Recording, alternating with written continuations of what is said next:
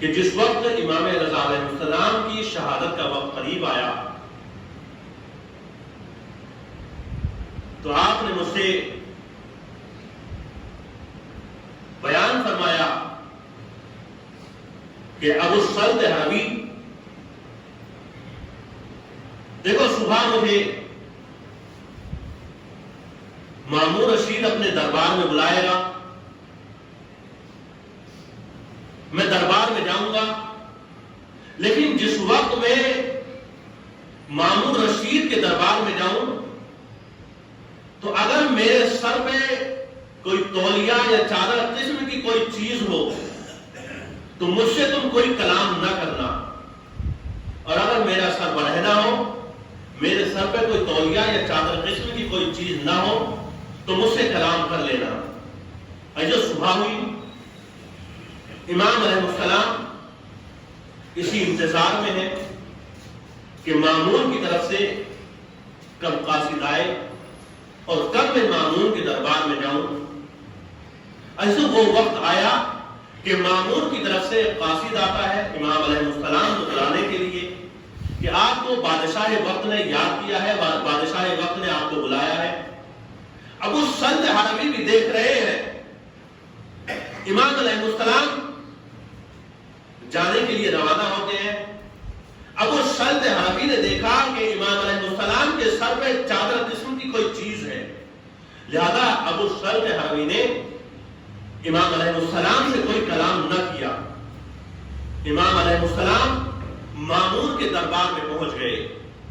جب مامون کے دربار میں پہنچے امام علیہ السلام تو مامون نے امام علیہ السلام کو بٹھایا، اور بٹھانے کے بعد مامون کے سامنے انگوروں کا ایک تشت رکھا ہوا تھا کہ جس میں انگور بھرے ہوئے تھے۔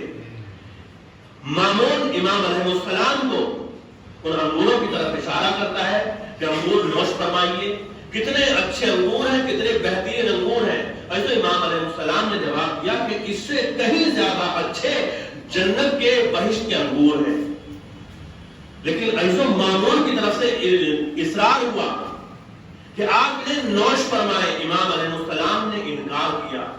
اچھا، اگر تو آپ انکار کرتے ہیں، آپ یہ سمجھتے ہیں کہ ان انگوروں میں کچھ ملا ہوا ہے، تو اب تاریخ نے لکھا کہ مامون رشید نے اسی تشت سے انگوروں کا ایک گوشہ اٹھایا اور انہی انگوروں سے کھانا شروع کر دیا کہ دیکھیے میں بھی ان انگوروں کو کھا رہا ہوں۔ پھر امام علیہ السلام کے لیے اسی تشت سے امام علیہ السلام کے لیے مامون نے ایک انگوروں کا دوسرا گوشہ اٹھایا اور امام علیہ السلام کو دیا۔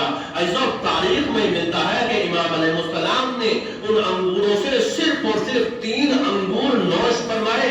امام علیہ السلام نے جیسے ہی ان انگوروں سے 3 انگوروں کو کھایا، 3 انگوروں کو نوش فرمایا، امام علیہ السلام کے چہرے کا رنگ زرد ہو گیا، امام علیہ السلام کا جسم جو ہے کانپنے لگا، امام علیہ السلام کا جسم نے اسی وقت کام کرنا بند کر دیا۔ امام علیہ السلام اسی وقت مامون کے دربار سے کھڑے ہو جاتے ہیں۔ مامون کہتا ہے اے امام آپ کہاں جاتے ہیں؟ امام علیہ السلام نے فرمایا کہ جہاں تو بھیجنا چاہتا تھا وہیں پر جا رہا ہوں۔ باعث امام علیہ السلام مامون کے دربار سے اپنے گھر تشریف لاتے ہیں۔ امام علیہ ابو الصلت حربی کہتے ہیں کہ جب امام علیہ السلام تشریف لائے تو میں امام علیہ السلام کے انتظار میں کھڑا ہوا تھا۔ امام علیہ السلام اپنے حجرے میں تشریف لے گئے، امام علیہ السلام نے حجرے کو بند کیا۔ امام علیہ السلام کہتے ہیں اے ابو الصلت حربی آج تم باہر کھڑے رہو۔ ابو الصلت حربی کہتے ہیں میں امام علیہ السلام کے قول کے مطابق باہر کھڑا رہا۔ ابھی کیا دیکھا کہ کچھ دیر ہی گزری تھی کہ امام علیہ السلام جس حجرے میں ہے وہ حجرے کا دروازہ بند ہے، وہ حجرہ بند ہے۔ میں نے کیا دیکھا کہ ایک نورانی شخص ہے کہ جو امام علیہ السلام کے پاس آیا ہے۔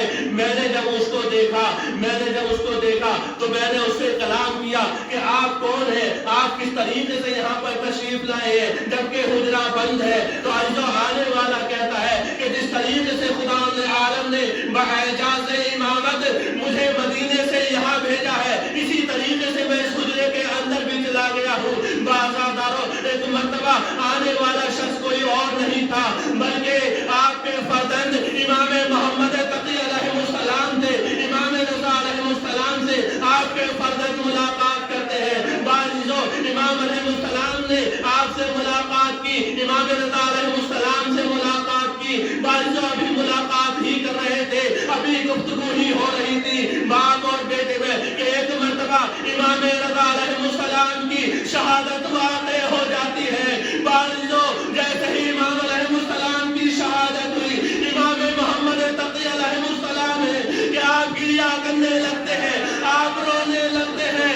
اے امام وقت، اے امام رضا، میں آپ سے یاد کروں، آپ خوش نصیب ہیں کہ آپ کی شہادت کے وقت آپ کے فرزند امام محمد تقی علیہ السلام باعجاز امامت مدینے سے یہاں پر تشریف لے آئے، آپ کو غسل و کفن دیا گیا، آپ کے فرزند نے آپ کو غسل و کفن دیا۔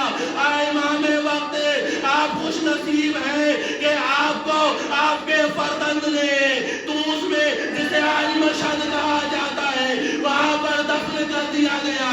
اے امام رضا، آپ کربلا میں تشریف لائیے، آپ اپنے جد کو دیکھیے، امام حسین علیہ السلام ہے، روز عاشور ہے، امام حسین علیہ السلام کا لاشا کربلا کے میدان میں